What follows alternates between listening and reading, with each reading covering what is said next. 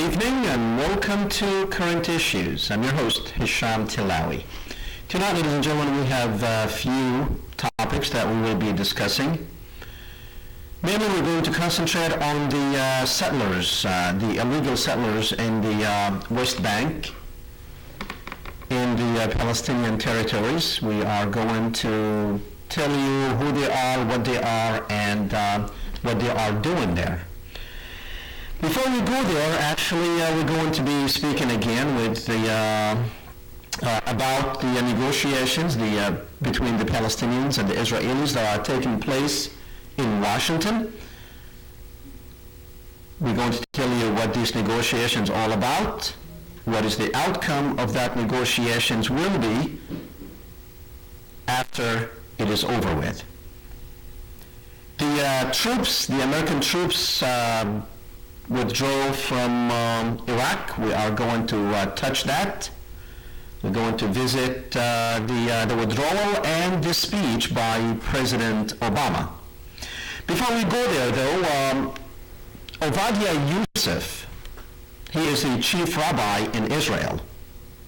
He wished death on all Palestinians and their president, this man that you are looking at. Now, if his statement was said by a Muslim against the Jews, or a Christian against the Jews, or anyone against the Jews, you will see that the media, the Zionist media in the United States, will be dancing 24 hours a day and ringing the bell and the alarms that the Jews will all be killed, that somebody wants to kill them. But when the Jews do that and wish death on a whole nation, you don't hear about it. That's exactly what this man said last Saturday in a speech, that very much he incited violence against the Palestinians. Not that these settlers really needed any more enticement, but that's exactly what happens when leaders like this wish death on everybody, including men, women, children, and even animals. Well, the negotiations, ladies and gentlemen, between the Palestinians and the Israelis are going on in Washington. The United States, again, is hosting Palestinians and Israeli leaders, just like they did a few times before, starting in 1993 when President Clinton hosted Rabin and Arafat. What happened since then? The Palestinians lost a lot more than what they had before they went into these negotiations. And then we had all the other negotiations that took place, the two-state vision that President Bush, this was back in 2003, to very much camouflage and create a smokescreen to what was happening in Iraq. We're taking care of business between the Palestinians and the Israelis. We are working for peace. At the same time, killing and butchering 1 million Iraqis. Of course, we told you then, as we told you before, none of these negotiations or talks will ever result in peace. When you don't have anyone that can force the Israelis to abide by the agreement that they made, then no peace. Now the United States, starting with a very weak position, of course, Hillary Clinton, our Secretary of State, said, we will not impose anything on the two parties. We will not force the two parties to accept anything or reject anything. Now let me tell you something. When you have the fourth strongest power in the world negotiating with the weakest power in the world, i.e. the Palestinians, what kind of negotiations would you expect? Do you think, I don't even know why they even call it negotiations. And we have pictures of this when they met today in Washington, D.C. This was from today. They're meeting to talk about peace. Well, Netanyahu started off, came out the gate saying, Israel is a Jewish state. Now remember, he wanted no preconditions when he went into these peace talks.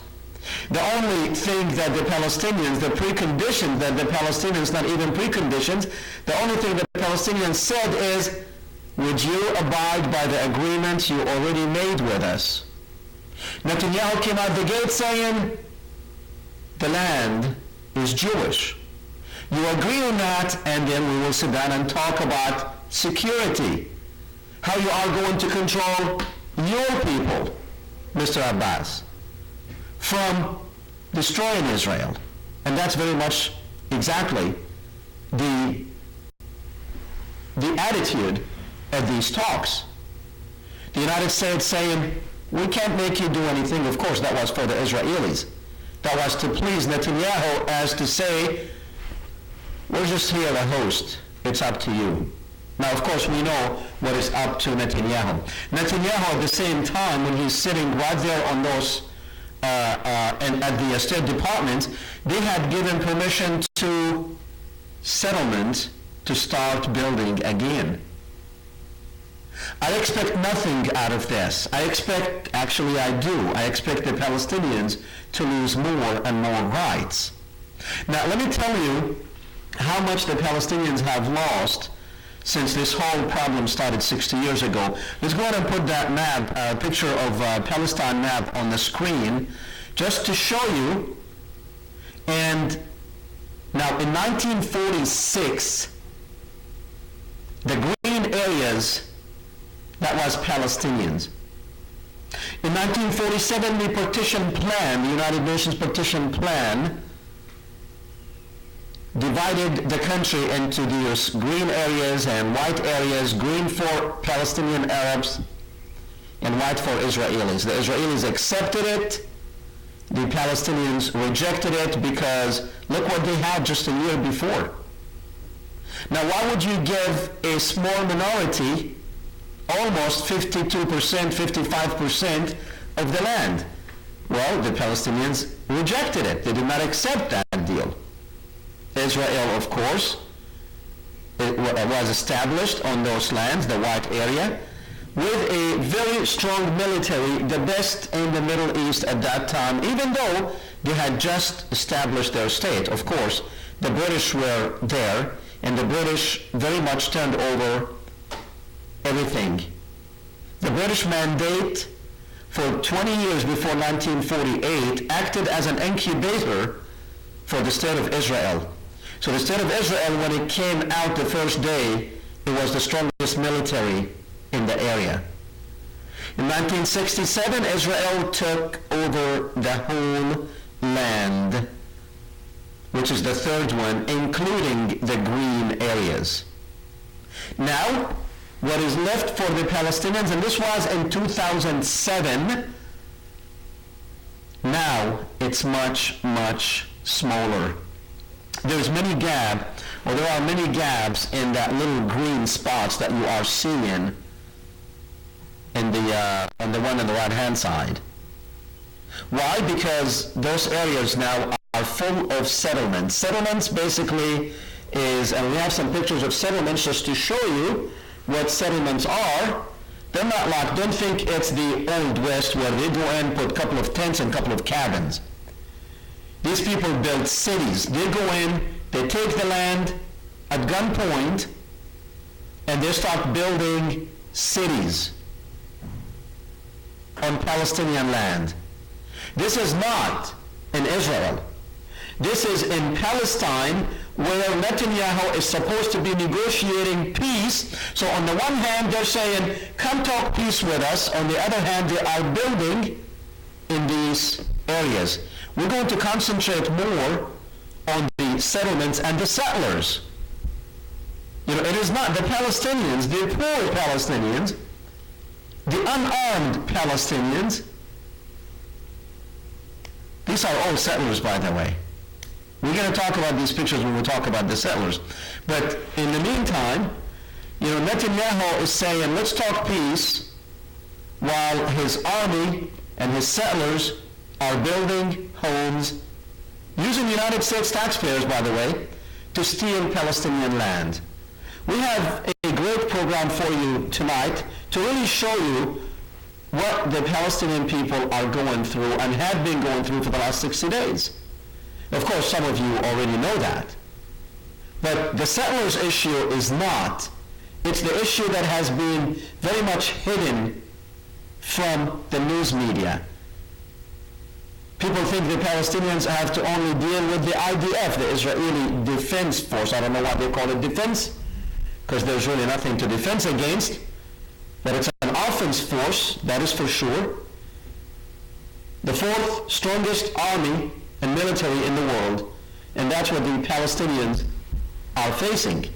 Well, they're not just faced with that, they're also faced with the settlers that we will be speaking about them in a couple of minutes. But before we go into that, let's visit the troop withdrawal from Iraq. Now, President Obama delivered a speech a couple of days ago about the Iraq war. Well, tonight I am going to deliver the presidential speech that President Obama should have delivered. My fellow citizens, our fellow citizens of the newly acquired Iraq, tonight I'm here to tell you that the war is over. Our objectives have been accomplished.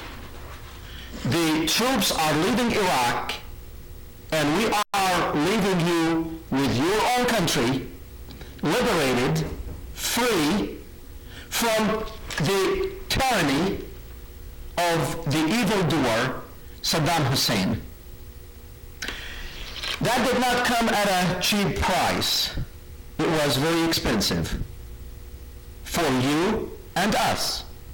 For you, we had to kill 1 million of you to get rid of one man.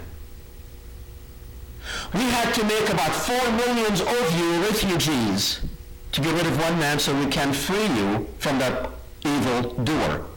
In the meantime, we killed also 20,000 of our troops or more. No one is giving me the correct answer. Even the CIA is hiding the number of dead from us. The Pentagon is saying about 5,000, but reliable sources are telling me probably about 30,000. But I'm going to go with the low price of 20,000 Americans dead, with probably thousands or maybe tens of thousands wounded. We had to destroy every infrastructure that you had, and every bridge, every hospital, and every school. We had to bring you, my newly acquired citizens of Iraq, we had to bring you back to the Stone Age. We very much brought our country to the Stone Age too. We destroyed our economy just to show you how much love we have for you. We destroyed our economy. We destroyed our country. We destroyed our reputation in the world just to free you from that tyrant, Saddam Hussein. The evildoer, as George Bush had called him. So, my fellow citizens, our troops, not all of them, 50,000 troops are leaving Iraq. And in a few minutes, we will open it up for the press to ask questions. And I see the press, they are ready with their questions. So, but just to tell you that we're doing good. We're sorry about the 1 million Iraqis that died. And we apologize for all our citizens here that we ruined the economy. And we apologize for everybody that we blew up over there. Iraq will be rebuilt. You don't have a government now, but we do understand that you don't have a government. That takes time. You know, your election has been about 6 or 7 months ago. That takes time. You are a newly liberated country. We liberated you from the evildoer. And now we will go to the press corps with Jennifer Lopez from the Associated Press. Jennifer. Mr. President, why did we go to war against Iraq in the first place? Second question. Jennifer, I don't know, why did we go to war against Iraq? Now, Jennifer, anyone watching this will know that I was not the president at that time. Now, why did we go? I don't know. But according to Mr. Bush, he said he's going after the evildoer. God told him to go, and therefore ask Mr. Bush, but I think he said he made a mistake because he said there were no weapons of mass destruction in Iraq. So if I want to speculate on why we went to war against Iraq, I would say probably we had to please Israel because Israel wanted to, oh boy, did I say Israel? All right, I guess the elections in November are going to be a big miss and my party is going to, forget that, strike that, I did not say Israel. We went to Iraq to get rid of the evildoer. All right, let's go with Tom Cruise from the, what is that? The Mount Riders.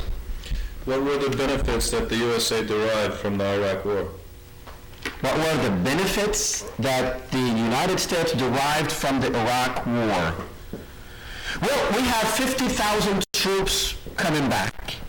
We don't know what they have. Once they get here, I will let you know what they have, what they brought with them from Iraq. Well, but if I were to speculate on the benefits, we benefited immensely from this war. We have a lot of benefits, a lot. It's just, it's so enormous to even mention, but we have a lot of benefits. Now, my people are telling me, I wish if they would just update that teleprompter so we can see what benefits. Now, I'm told that we created jobs in the military-industrial complex, and people in that particular industry has tremendously benefited. So if I were to speculate, I would say they benefited, and that would be a good speculation. That will be it. Welcome to all our troops from Iraq. Oh, they're telling me not all. Oh, we have 50,000 left over there. Okay, well, we brought the fighting guys back, that's what I'm told. But we still have 50,000 there on the ground. When they get here, we'll find out what they're doing there. Good night. God bless the United States of America. This is your president. Okay, well, ladies and gentlemen, we did not derive any benefits from the war in Iraq. We destroyed our economy, we destroyed the world, we destroyed everything.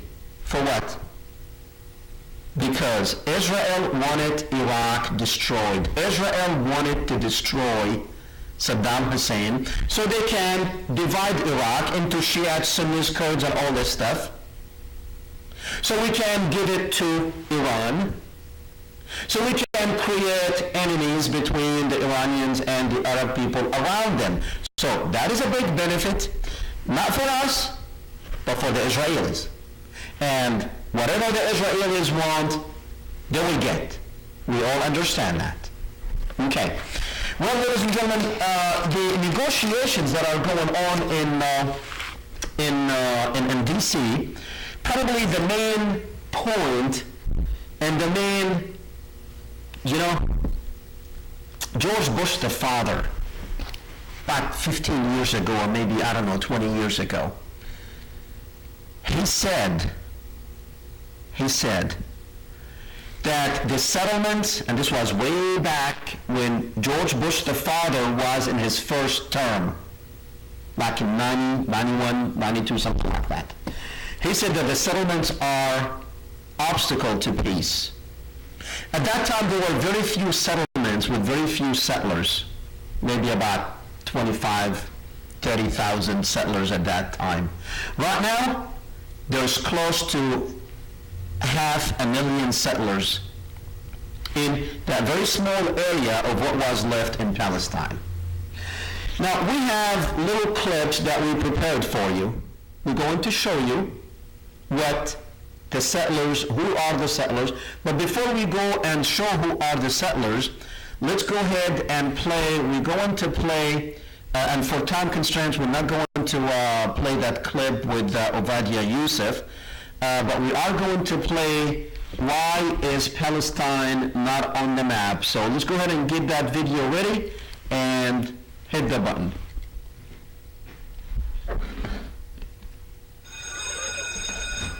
Miss Keller, I have a question. You were talking about the Israelis and the Palestinians, but I don't see Palestine on the map. Well, Lisa, the Palestinians live here, but they don't have a country of their own. Why not? It's complicated, but let me try to explain. Palestinians wanted a country in a place they call the Homeland. After World War II, Western powers divided it between them, but Arab nations said no. Over the years, wars were fought with the new country of Israel, and Israel won, taking control of Palestinian land. There hasn't been peace since. Now 1.5 million Palestinians live in Gaza, packed into this tiny strip of land. And more are refugees in other countries or live here in East Jerusalem and the West Bank. The Israeli governments have covered this Palestinian land with new Jewish towns called settlements.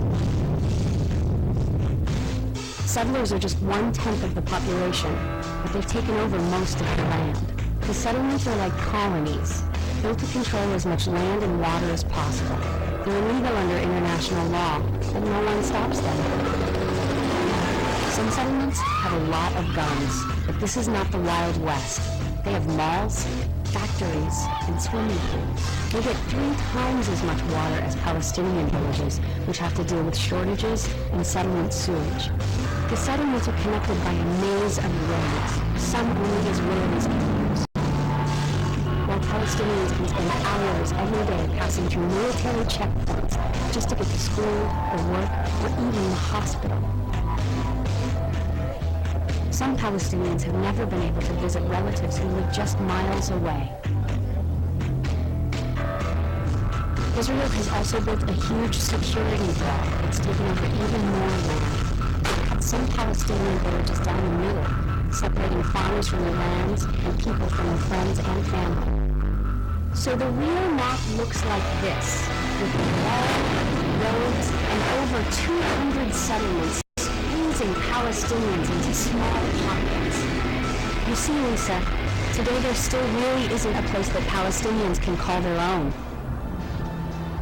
Some have turned to violence and even terrorism, and attacks in recent years by both sides have killed over 1,000 Israelis and over 6,000 Palestinians. And after decades of suffering under Israeli control, Palestinians are desperate for freedom and an independent state. It's a sad story.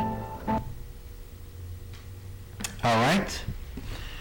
Well, it is a sad story, and the problem is most of these miseries that the Palestinians have endured, it was with United States taxpayers' money. And that's That's the agony in this whole thing, that the Palestinian, or actually the American people, most of them don't even know that. Well, we're going to show you who these settlers are, but you know, just imagine you living in a town or a village, small town or a city, and all of a sudden you have an occupation army with their jeeps and tanks and F-16s and, you know, destroying you, killing you, and making your life miserable 24 hours a day with roadblocks and checkpoints. You cannot leave your home to go anywhere except if they give you permission to leave your town. And many times they will block these towns, and some of these cities are circled or encircled with this 25-foot concrete wall where there's only one gate, and people would have to get permission and have a darn good reason to leave that gated city. Well, if the Israeli military occupation is not enough for the Palestinians to deal with, well, you have the settlers. These are, I really hate the word settler, because it gives it more of a civilized name. These are nothing but land robbers. They're thieves. They're thugs with guns. They go in under the protection of the, and we have a lot of pictures for the settlers, under the protection of the Israeli army, and they take land away from the Palestinian people. They build these settlements on. You know, this is a Palestinian that is harvesting his olives, or trying to, and they come down, beat him up, burn his farm, and they leave. That's what they do, and there are Israeli soldiers standing right there, and these settlers, this woman and her child, these people, they teach their children how to hate at an early age. How to hate Palestinians at an early age. These are settlers marching down the streets of an Arab town. They're protected by no one else but the Israeli army. And the settlers behind them, every one of them is strapped a gun to his shoulder. These thugs beat up an elderly woman. She almost died. This was taken right before they attacked her. They're just like a pack of wolves waiting to attack. This is an Israeli settler actually attacking one of the international solidarity movement people. You know, there are a lot of Americans, a lot of Europeans, people from around the world who go to help the Palestinians. They're also attacked by these thugs. These are nothing but thugs with guns. Imagine if you live in a town and all of a sudden, now these people are not from there, they did not belong there. All of a sudden, people who look like that with guns, they're all over the streets. Just imagine. You know, I keep telling you to imagine. I think you already imagining.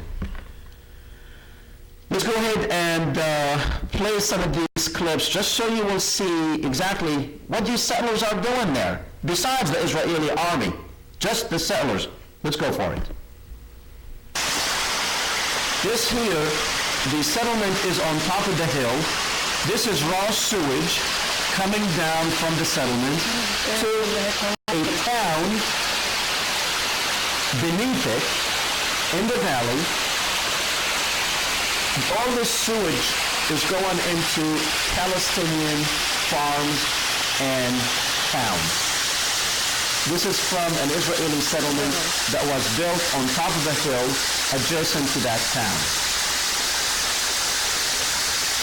Raw sewage. And you see the fence, that fence back there, that's where the Israeli settlement is. The Jewish settlement.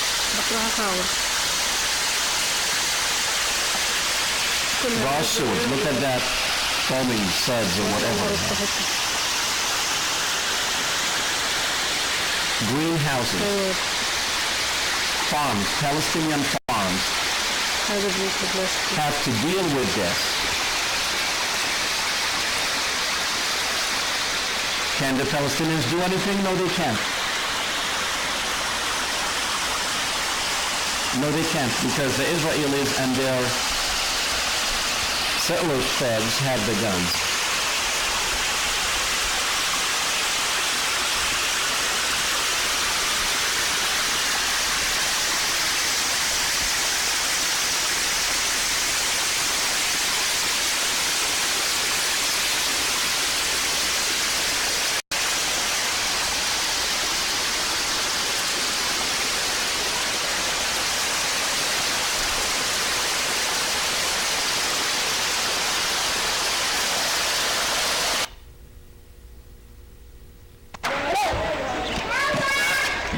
Watch those children in the background throwing rocks at this Palestinian woman holding a toddler or a baby.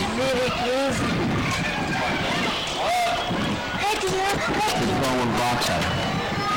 Many Palestinians. Now, this is a woman in the international solidarity movements. She stood to act as a barrier between them and The attack on a 6-year-old Palestinian boy by a Jewish settler left him bloodied, bruised, and frightened. It happened in the West Bank city of Hebron on Saturday. Witnesses say Bilal Dana was sitting near a store when a young settler approached and started throwing stones. We were in front of my grandfather's shop when all of a sudden the settler came and attacked us. They held a brick in their hands and hit it straight in his head. Israeli officials say the victim of a beating captured on videotape outside the West Bank city of Hebron has spoken about the day he was set upon by Jewish settlers. Midhat Abu Kersh, a 30-year-old Palestinian teacher, was beaten for allegedly setting fighter fields in the area.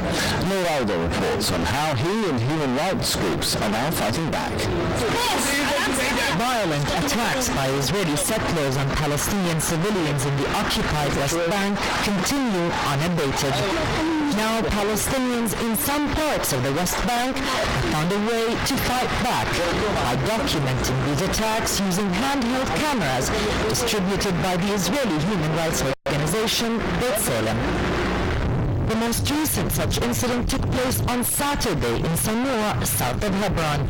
Israeli settlers abducted Midhat Abu Kersh as he attempted to reach his field. Midhat was then brutally beaten and left tied to a pole. The settlers came from the hilltop and tied my hands behind my back with my shoelaces and then started beating me. It was brutal. There were 4 of them. They dragged me barefoot over the thorns until they reached the pole. Then they tied me to the pole from my hands and my neck. I was choking. I felt like I was being hanged. When Israeli soldiers finally arrived at the scene, they left Midhat tied to the pole while interrogating him. Israeli settlers gathered around the soldiers, and one of them kicked Midhat in plain sight of the soldiers. But while the settlers were free to go, Midhat was arrested by the Israeli police.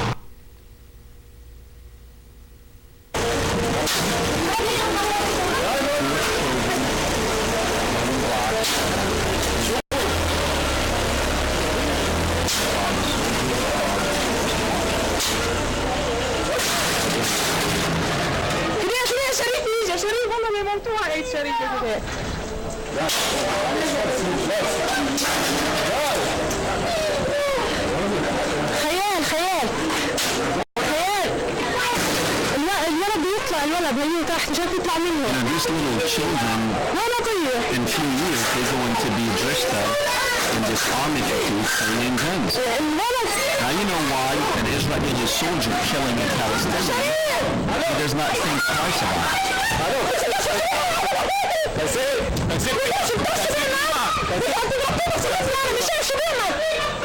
it. These savages.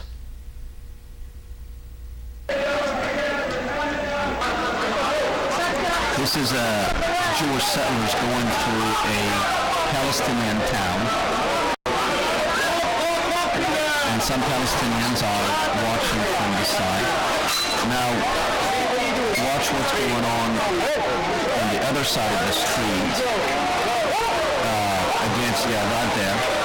A bunch of settlers, they're going to jump a Palestinian man. So they don't ask what's going on, they just go in and start kicking them and beating them.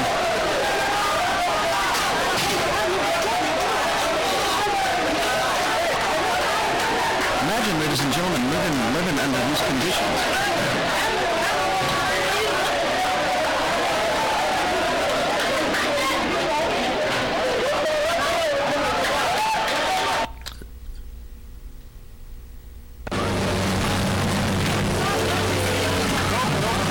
Settlers taking over the Palestinian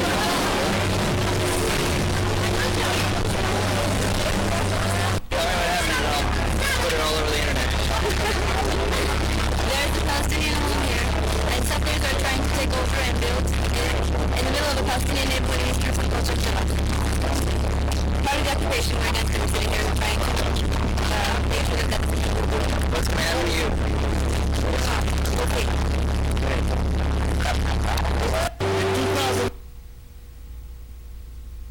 Clashes continue in the West Bank between Israeli settlers and local Palestinian harvesters during the olive harvest. Journalists and peace activists were among those attacked and injured by the settlers. In again is Malinchi.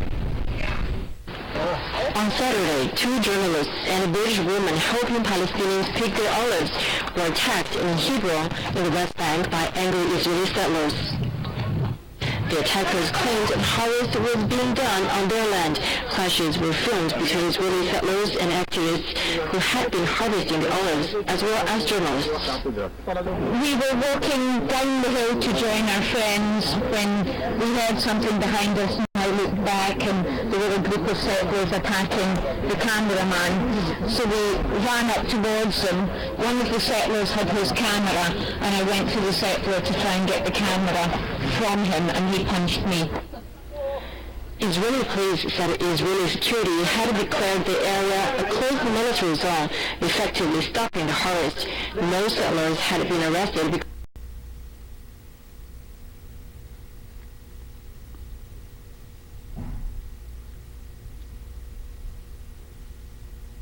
God gave us out this land, it's ours. We do what God says. So we're here. But as far as the police and the soldiers are concerned, you are trespassing. They say that this is privately owned Palestinian land. Okay, they can say whatever they want. We have our God. Who tells us that they don't have a God? It's a very big problem.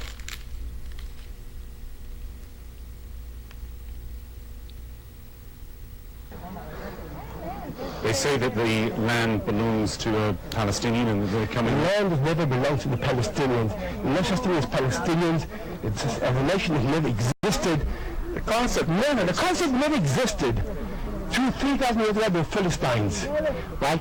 They're long gone, they're assimilated. They don't exist anymore. They never have existed.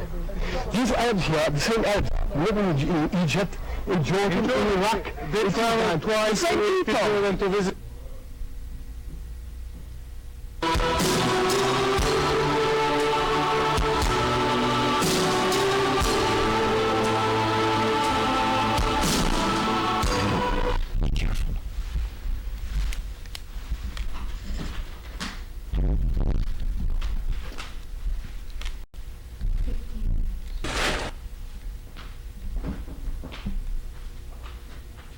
No camera.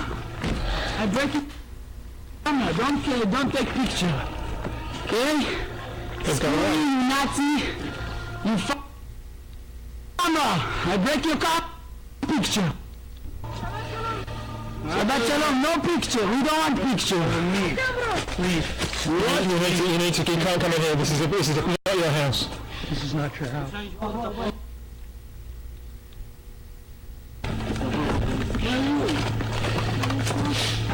Did you record that?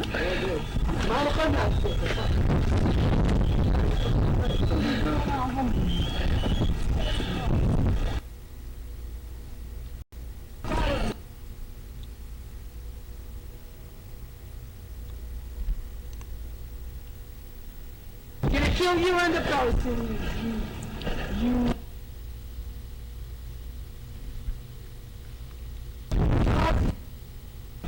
This is my land. God gave it to me. Fuck you.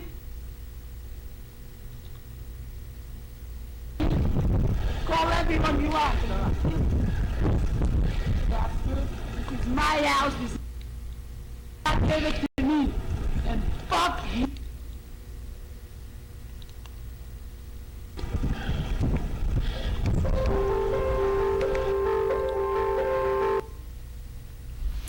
All right, well, ladies and gentlemen,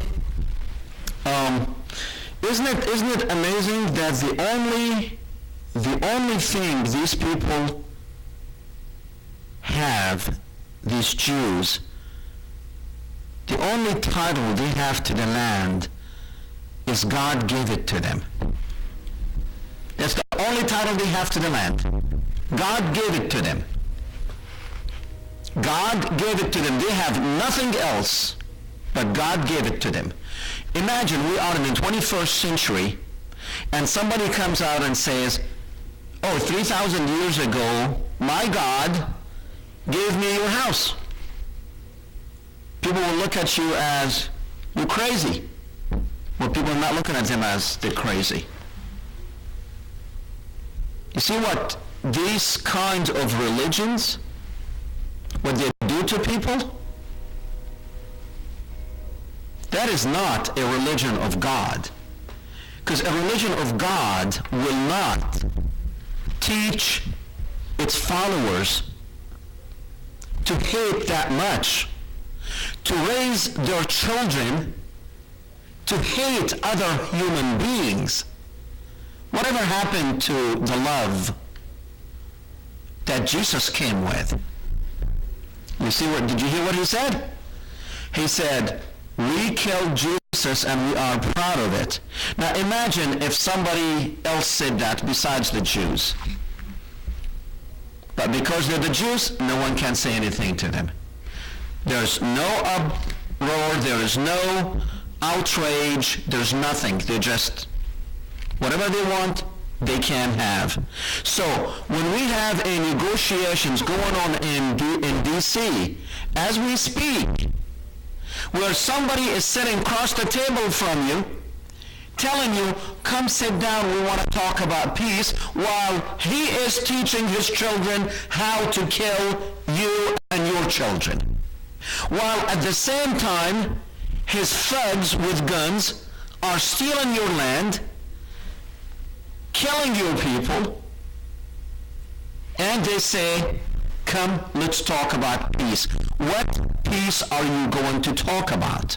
In my opinion, what is going on in Washington, it's a smokescreen. Smokescreen to two things. Number one, it will take the media and the spotlight away from what's going on in Iraq and Afghanistan. It will also, it came at a very opportune time for the elections that are coming up in November. But it will also, historically, anytime the United States or Israel are thinking about going through with an adventure there in the Middle East, like bombing somebody or killing somebody or attacking a country, they always bring the Palestinians and the Israelis together just to kind of show the world that, hey, we're peaceful people, we are going the extra mile to have peace in this world.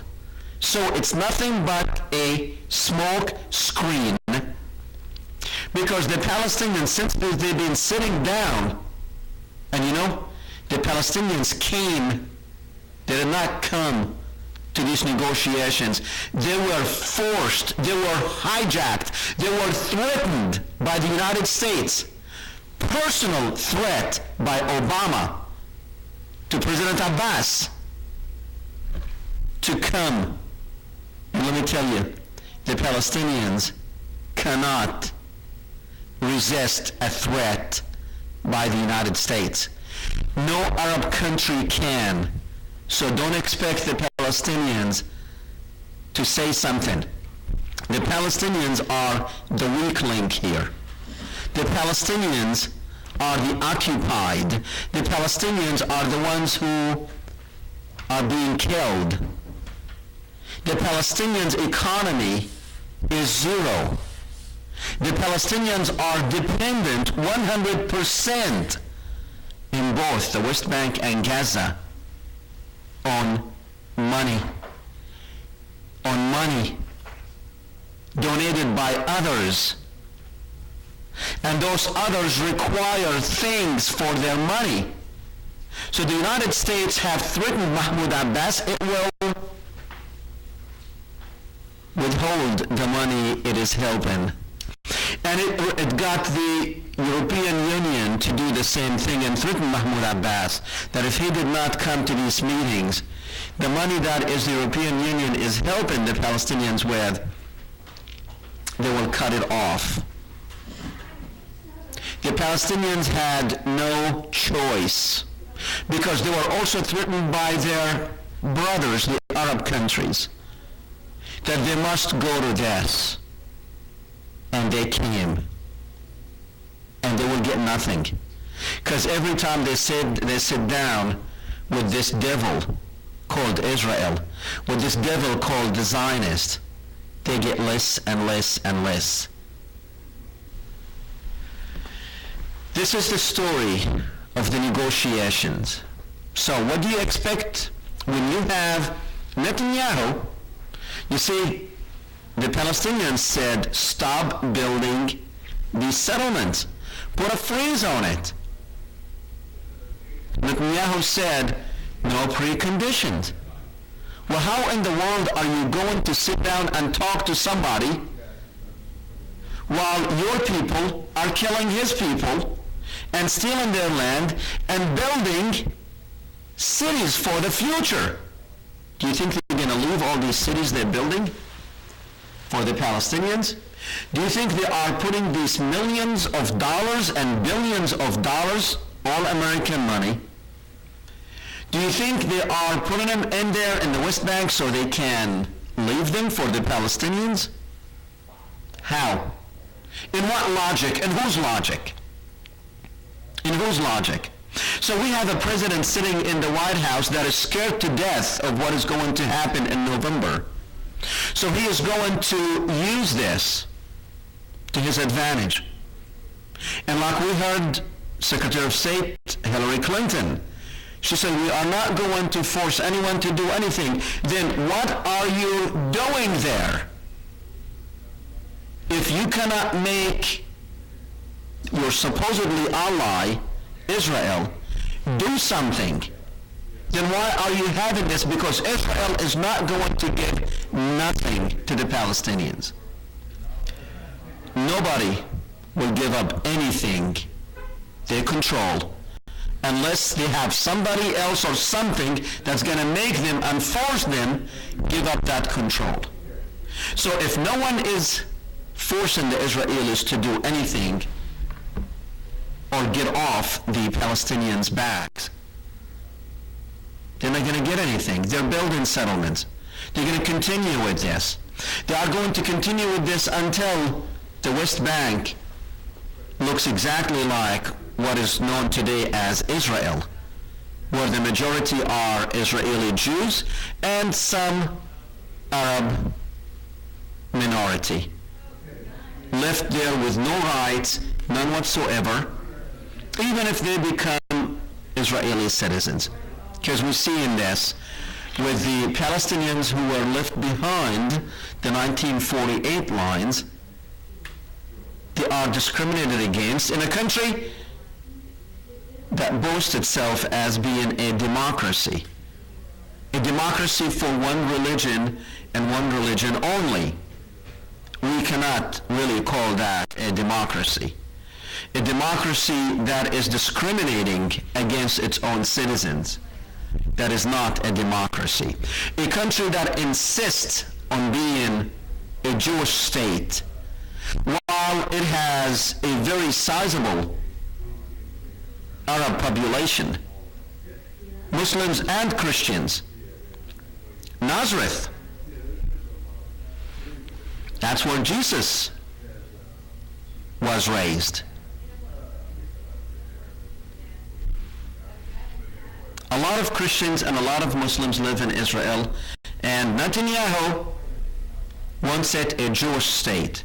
Now, where is the Christian outrage out there when this thug, because he has power, He wants the land of Jesus to be Jewish. Jesus was born in Bethlehem. The Church of the Nativity is there. Are these Christians who are going along with this, are they giving up on the Church of Nativity or the Church of the Holy Sepulchre in Jerusalem? Are they giving up on where Jesus was born, where he was raised, and where he delivered his message? Are they giving up? Are they giving up and instead they are installing the same temple that Jesus actually fought? The money exchangers that he was fighting with, when he remained behind after his family and his tribe left, he was just a little boy at that time. He was just a little boy when he was fighting inside the temple with these Jewish money exchangers. So now you have his followers is financing a war on behalf of the Israelis to bring the money changers and the temple back in Jerusalem where Jesus had started his message. Does that make any sense now? Does that make any sense? You tell me, does it make any sense? Of course it does not. But you don't look at it that way. You don't know. Because you are being bombarded by the media around you. It is time, ladies and gentlemen, that you start your own. You owe it to yourself. And if you have children, you owe it to your children to know what the truth is. Because the truth will set you free. Don't be like a sheep, just doing things and going to the slaughterhouse, singing, listening to that bell ringing, and happily gobbling whatever they throw in your way. Wake up. Wake up and say, enough is enough. We are not going to put up with this. The reason the United States government is not interfering with this, because you are not doing anything about it. You are not calling the White House and saying, let's finish this Israeli-Palestinian peace process. Let's do it and do it now and force those Israeli bastards to abide by international law and abide by humanity law and abide by God's law and abide by any reasoning, any reasonable law out there. Just being a good, productive human being living on this earth. Can they do that? But when you have them raising their children to understand that they have to kill Palestinians just like their religion told them 3,000 years ago, to go to the land and kill everybody and everything on that land and live on it. And those who remain behind after you finish all your slaughters, you keep few of them to become slaves. That's the mentality. That's the mentality of the Jewish Talmud. That's the mentality of these thugs. That's the mentality of Ovadia Yosef, their rabbi chief or chief rabbi. They think that God had given them that land and they need to go to the land and kill everybody on that land, just like it said in their holy book. Well, we only have about a minute left, so we're going to wind it down. And all we can say is, don't believe this stuff that's going on in Washington. Nothing is going to happen. It's nothing but a waste of time. And it's nothing's going to happen. So the Palestinians are wasting their time. The Israelis are looking good. Every once in a while, every 10 years, they want to bring them together and just to show that the Israelis can sit down and talk about peace. Well, that's it for us. Good night. Go do the right thing. We'll see you next Thursday.